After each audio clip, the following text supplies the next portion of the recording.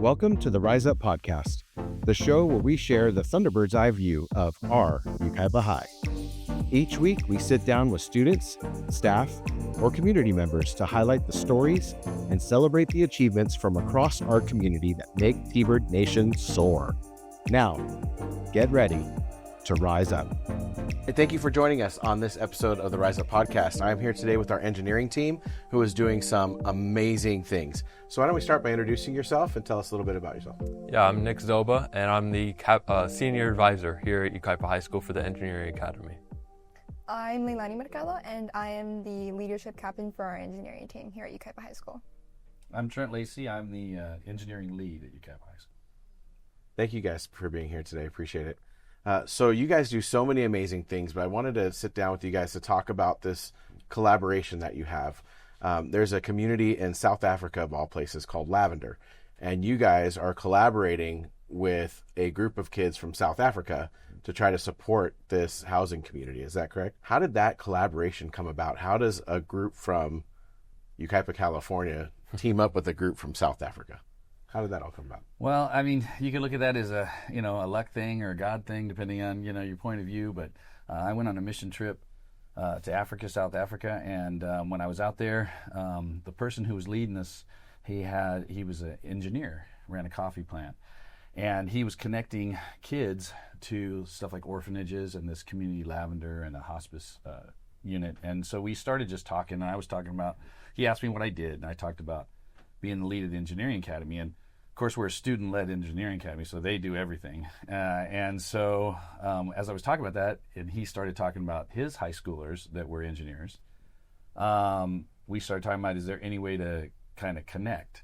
So I brought the idea to the leadership team before school started, and they were so excited they jumped on it. And so that was kind of our small core leadership part. And we have 80 in the big leadership. And so they spread it out to the 80. And so we got a team of about 20 kids that are really involved. And so we're meeting regularly, like twice a month. What does that look like? How do you meet with a student group from South Africa?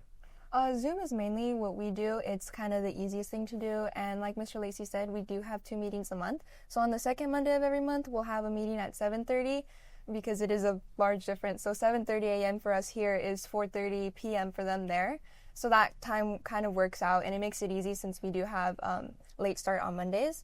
And then we have the fourth Wednesday of every month. We'll also have a meeting at 7:30 through Zoom. And then outside of those meetings, we also communicate via Gmail, kind of just sending each other like images, asking questions, things, following up on things so we were better prepared for our next meeting. That's awesome. So we have 20 of our engineers from YHS, you were saying, are really involved in that group. What does their team look like?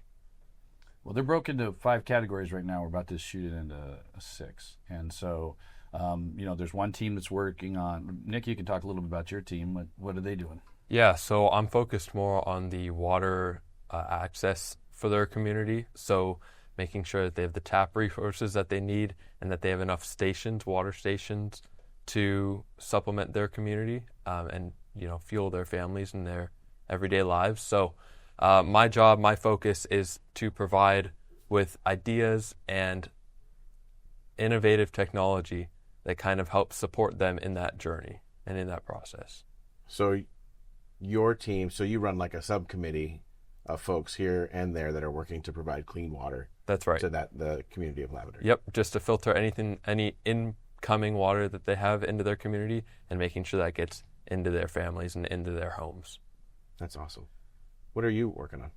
I'm kind of the overhead of all the teams, so what I mainly do is I'll touch bases with all of our teams, like how Nick was saying, we have different subgroups and different subcategories, and we have like a lead for each of those groups, so I'll kind of just touch bases with those people and be like, where are we on this? How can I help? And things like that, so we were better prepared for like our meetings and we know everything that's going on. So you're working on water. What are some of the other things that you guys are helping with? One of the main problems for that community is flooding. They have a stream, and they also, during like the winter, there's a lot of rain during that time. So the stream, what happens is it'll overflow, and that community, it'll be flooded, and it'll all stay wet for several weeks. which right now is a problem for them. So that's something we're trying to fix. We've been talking about maybe setting up a barrier to kind of like almost like a dam to kind of protect that community from the water. And we've also been talking about a drainage system, so that way instead of the flood staying there for several weeks and everything being wet, it'll drain within a couple of hours. So they have too much dirty water and not enough clean water. Exactly.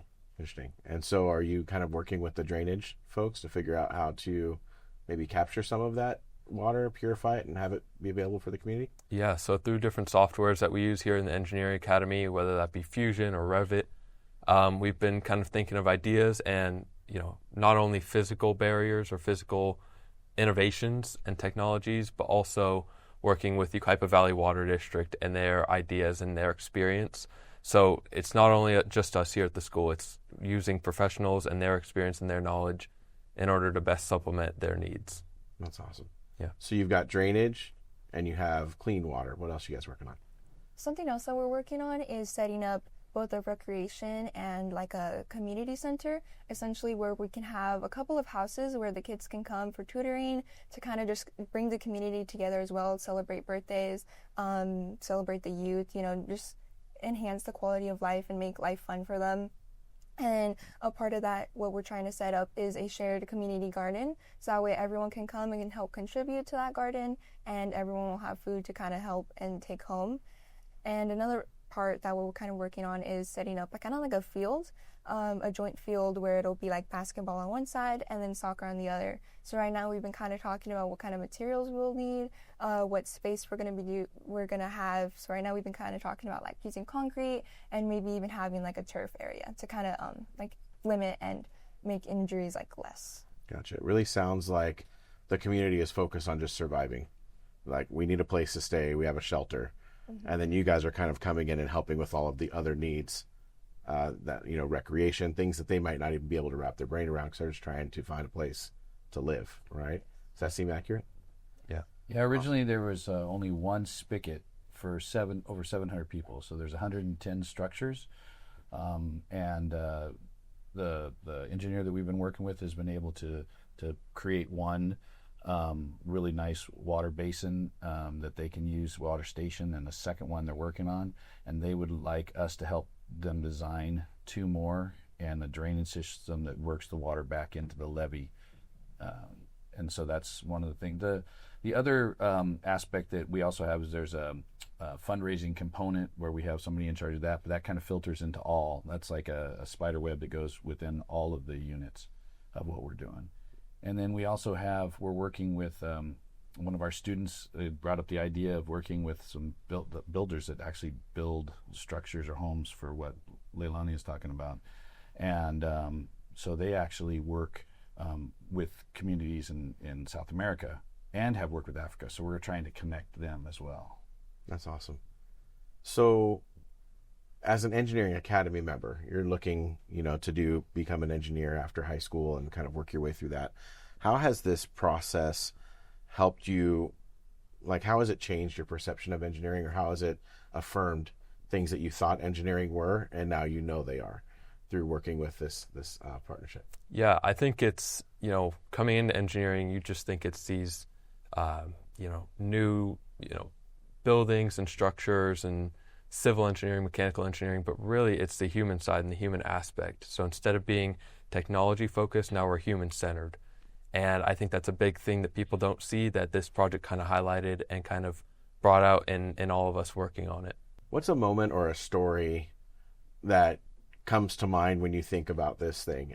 What's that one thing that always pops up first in your mind that you're going to remember forever?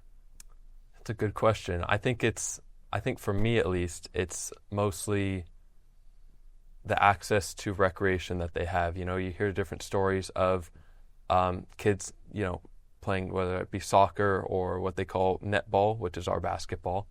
But I mean, just kind of them enjoying their lives and doing things that they wouldn't, that you kind of take for granted here in America and in California. So I think a big part for me is just to help them achieve their goals and live their life just as they need to, and not be so focused, or not have them be so focused on just surviving, and kind of distract them from that in a sense.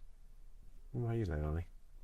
Yeah, I think when I first, like a thing that first comes to my head is like one of the report cards. So they were telling us about one of their programs. One of the things that they do is within the Lavender community, they'll have a group of girls take all the kids to school, because about 50% of the kids there are not enrolled in school, and of the other 50% that are, only about 20% actually attend. So attendance is really important for like getting good grades.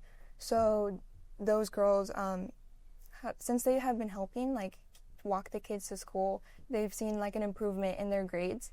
And one of the students, they were showing us and telling us about one of their report cards. They had like full 7s, which for us would be straight A+. And to me, I think that's really amazing, and it makes me really feel like really happy that they get that opportunity to kind of like help them out and see improvement. And Mr. Lacey, yours is probably a little different because you actually went to Lavender. Right? So what's one thing that you're going to take away from this? You know, when I got out there, it was a real good redirect. I mean, you get busy doing your job and you're doing your thing every day, and you want to help out and you want to make things, but you're also thinking about your own life and what you're doing. And one of the signs that they have on all the schools, not all of them, but a lot of the schools says, it says enter to learn, leave to serve. And that redirect and our students, seeing our students start looking at what can I do with my education that was going to help the community. I'm here not just to get something for myself, but what else can I get? And take that to the community. Instead of it just being, I want to get this AP class and this be on this club and do this so I can get a scholarship or get into the school I want, so then I can get the job I want and I can make all this money. And we could look at more service oriented, like what can we do with what we learn that's going to help out in our community, and we're here to be a benefit to others, not just to get something for ourselves all the time. And so that redirect and seeing our kids be able to see that and want to make that connection is a big takeaway for me. Yeah. For me, in my limited exposure with the collaboration, just trying to wrap my head around, going back to something you said before, there's an entire community with one sink, right? And when you're talking about realizing what you have and what you're grateful for, and I've got like 4 or 5 sinks in just my house for the 3 of us, you got a whole community with one sink, and their dream and their desire and their hope is to be able to provide more than one sink. Can we provide 4 for an entire community, maybe 5? It really makes you feel grateful for what you have, and the fact that we're able to kind of see that and then share our resources with this community being so far away is absolutely amazing. We're heading into Thanksgiving, so what's one thing that you guys are grateful for? I think one thing that I, like you said, kind of take for granted that I'm realizing now that I'm more thankful for, more now than ever, would be the access to clean water, the access to showers, to sinks, even just brushing your teeth in the morning, We talk so much, especially here in California, about how to conserve water and how to reduce our usage. And it's kind of to that point where you realize that for us, we're trying to conserve and we're trying to kind of minimize our use of water, but for them, they're just trying to get anything they can. And so it really puts that into perspective. So I'd have to say kind of the hygiene and the water that we have here. Yeah. What about you, Leilani? I think for sure I'm also really grateful for the water and everything that I have, but additionally I'm really grateful for the opportunity to be able to help this community. I think it's a really great thing, and I've really enjoyed collaborating with them so far. I've learned a lot about like resilience and things like that, so I'm really grateful for this opportunity. Well, I'm just grateful we got a school, a principal, and an administrative staff that is willing to support us as we look at this, and also that I got some great kids to work with that want to do this, and it's a student-led program, so they're doing it all. I can do a little guiding, but to be part of that, and the crew that you got back here that's helping us out, we got our own crew, and we really appreciate you guys, and so I really appreciate being in a place where we can focus on others, and it's okay. That's awesome. Is there anything else that you guys wanted to share before we close up for today?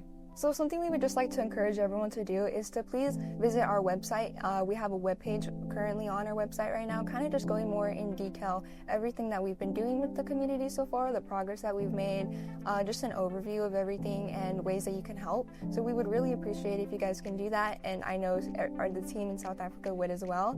It means a lot to both us and them if you can kind of just reach out and help in any way you can, whether that be fundraising, raising awareness, or even just sending us connections that you guys have that you think could help us out. Thank you for taking the time to watch this episode of our Rise Up podcast. T-Bird Nation, no matter where you are in your journey, remember, the view gets better the higher you climb. Keep rising up, T-Birds.